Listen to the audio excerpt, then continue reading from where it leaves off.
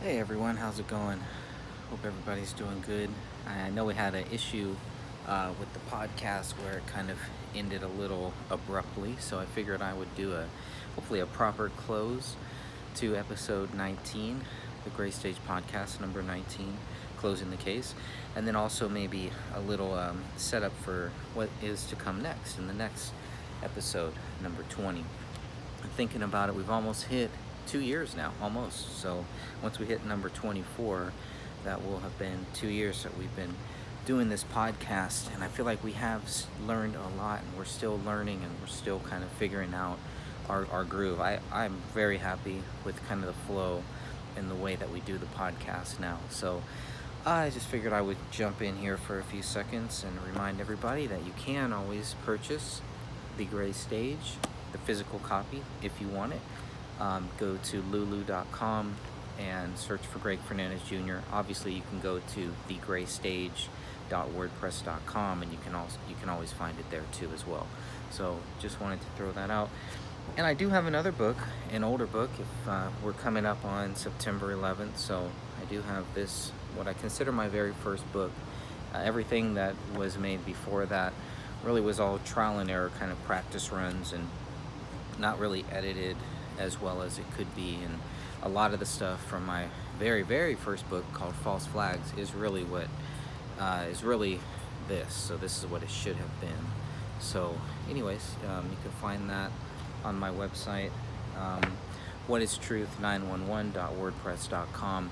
Both are on lulu.com, and of course I'm working on 3 other books actually right now. 4 other books, I guess, if you count my song book, which is just the lyrics to my songs, and a couple little stories and little things that have to do with it. But mainly we're here to talk about this book here, The Gray Stage, which we're getting to. I think we're at page, in the physical copy, whenever I mention pages, it's generally going to be the physical pages to the physical copy. So pages 83, episode 19 covered pages 83 and partially part of 84. So episode 20 will pretty much close out page 84 and the top of page 85. So this will, the next one that we're covering, we'll go over some of the things where they talk about the case being closed, why the case is not closed, what they told us to make us think the case was closed, and then we get into the Tom Lydon stuff. So episode 21 and 22, and maybe even 23, will probably be focused on Tom Lydon, and that will be pages 85, and it looks like that ends on page 89. So 85, 86, 87, 88, 89, so about 5 pages there. Maybe not really, 4.5 maybe, that we'll talk about the Tom Lydon stuff, because that really was where the case was supposed to be closed. That was supposed to be the final nail in the coffin for David Crowley and the accusations against him. Well, obviously we know that that's not true, but that was the big kicker, with Tom Lydon working with Eric Nelson, and that's why you see a lot of Tom Lydon's footage from his 20-minute video report. You see a lot of that in Eric Nelson's film, A Gray State. So, for whatever reason, Tom Lydon jumped the gun a little early, and in 2016 put out that video that talks about Tom Lydon's interview with the Apple Valley Police.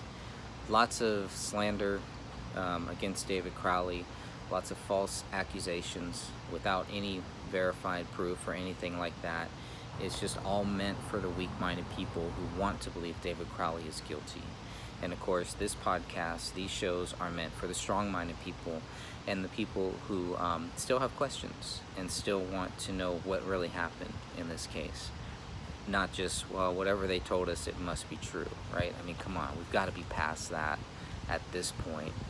In the world, in our life, we have to be well beyond the point where we're just going to believe what we are told. I mean, we can't do that, because if you do that, things like this, more things like this can keep happening.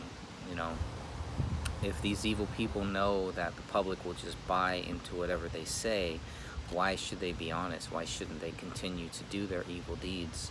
But if they know that there are people out there who will call them on it, who will question what they say, will question these deeds, these accusations, maybe they'll think twice about some of the things, the evil things that they do and choose to do or are thinking about doing in this world. So that's what we are here for. That's the purpose of this podcast, is to keep this case going until we can get it reopened. And really, at this point, I would settle for just for the Apple Valley Police to say, we don't know who did it.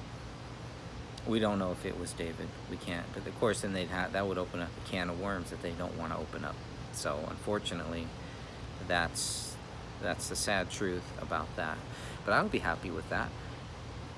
The case should not be exceptionally cleared.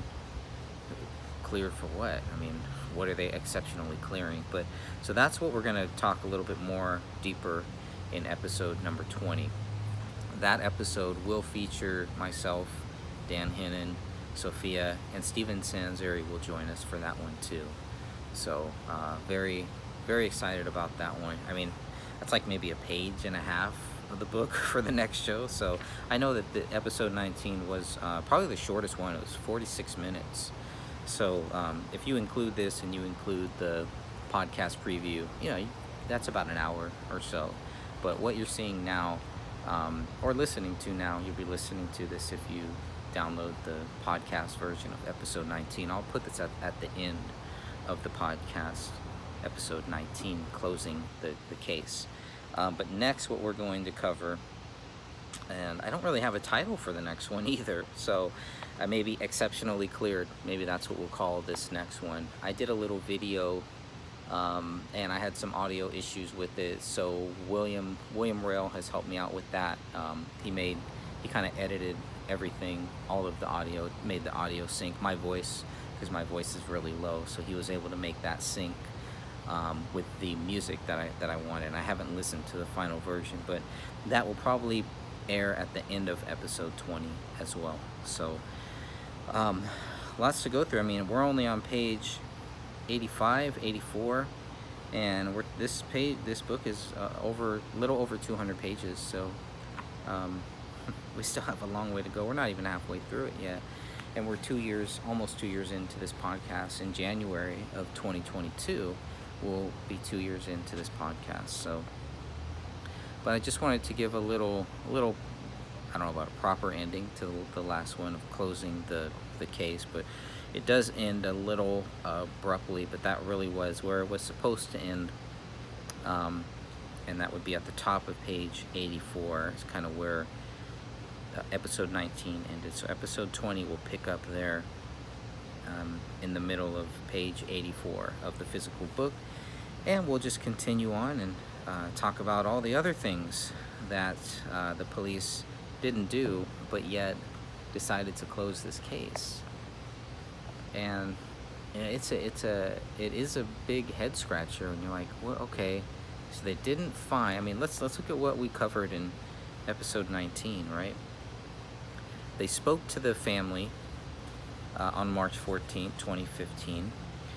They didn't have the BCA lab results. They didn't have the autopsy. They didn't have David's Dropbox. They didn't have the Dakota County electronic stuff, right? They didn't have that yet.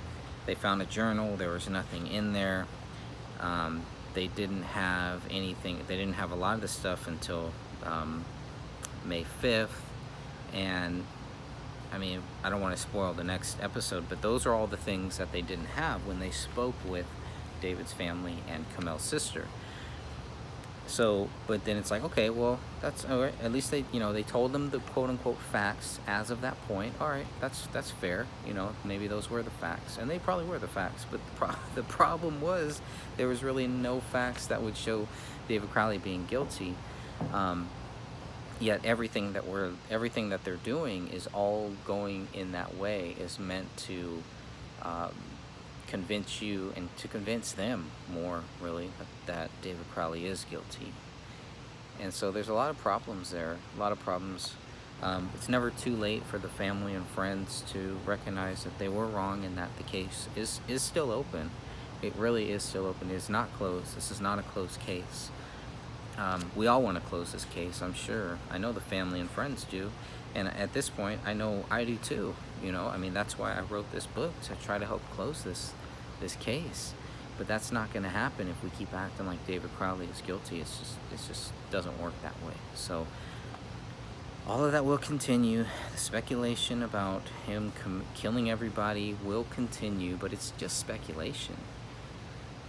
That's really it. And so that's what this chapter kind of covers in these first couple pages before we get into the Tom Lydon drama, Mr. Cat Lover Tom Lydon. And it just gets crazier from there, and that's really where I was really, at this point, around this point, around, let's say, maybe October of 2015 is really when I, really started sharpening my own skills and really started taking more copious notes and paying closer attention to this case. I didn't even think about writing a book until, I don't know, maybe 2018, 2019 or something like that. But I just knew that I needed to collect all of this data. And I was writing like articles, short articles, things like that. But that was about it. I didn't really think we would have to go this far. I didn't think we'd have to take it this far to where we are now. And it's kind of sad that we have to, and that we have to keep going on. But, at this point, there's not much more that we can do except turn our backs on this case and just move on to something else. You can do that at any time. Anybody is welcome to. Many people have. Many people have tried and come back. You just never know. It's just all about wherever God leads you, and that's why I'm here, And I know that's why a lot of other people are here too. And you see, there's new interest in this case all the time. All these strange things that are happening in our world, and how they can either directly or indirectly relate to what happened with David Crowley, or to David Crowley in some way. And it really reminds you that this case, the David Crowley case, is really not just about David Crowley. It's definitely not about us.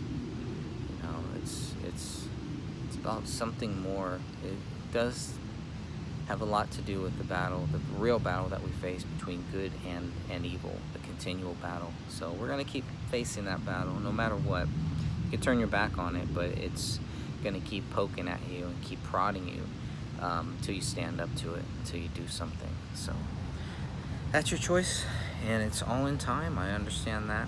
Time is everything. So, but in the next podcast, we're going to talk about what they did and did not find on June 2nd regarding the firearms, what they did and did not find on August 5th regarding the bloody Leighton prints.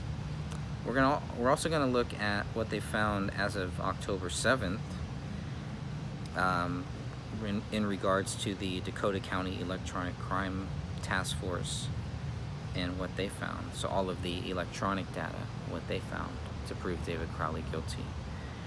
And then we're going to see, where does all of this go, and how do they get to all of this stuff on pages 83 and 84, and they get to the conclusion that the case is exceptionally clear, that pretty much indirectly saying that David Crowley is guilty. It's a CYA. It's a CYA way to say that David Crowley is guilty without saying that he's guilty. And it's very crafty. So, and it's not right. It's not what should be done. I don't think, anyways. It's not what we should do. But some people do it. They choose to, and here we are.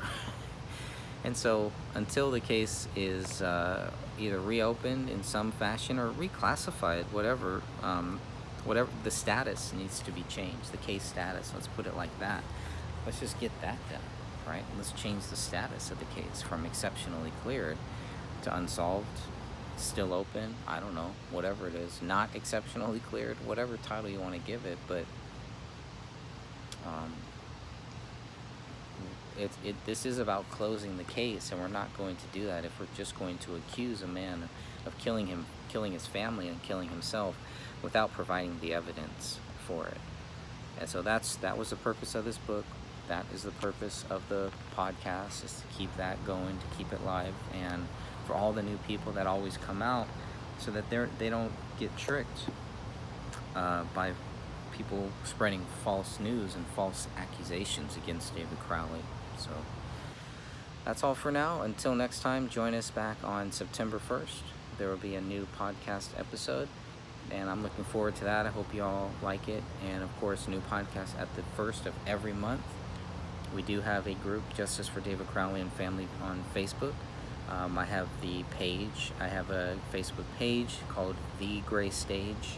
And so sometimes I'll post little things that I may not post in the group, or things you may not find here will be posted there first. There's also the website. If you are looking for David Crowley documents or photos, anything like that, videos, if you want to find the whole complete podcast playlist in just one place, right, in one sheet, you can go to thegraystage.wordpress.com and you'll find it all there. So I keep it all there. I try to update it so that way to make it easy for you to just click to go to the next episode, scroll down, go to the next one. But if you're looking for documents or looking for anything related to this case, you'll find it right there on the first homepage of thegraystage.wordpress.com. YouTube channel, obviously you found it because you're watching this, so most likely you're watching this on the main YouTube channel, which is The Gray Stage on YouTube. And Spotify, you can download the podcast on Spotify. You can download it on iTunes, Breaker, Google Play, probably wherever you get your podcast, you'll probably find it, but it's not hard to find. So we're going to be here, and we're just going to continue this fight.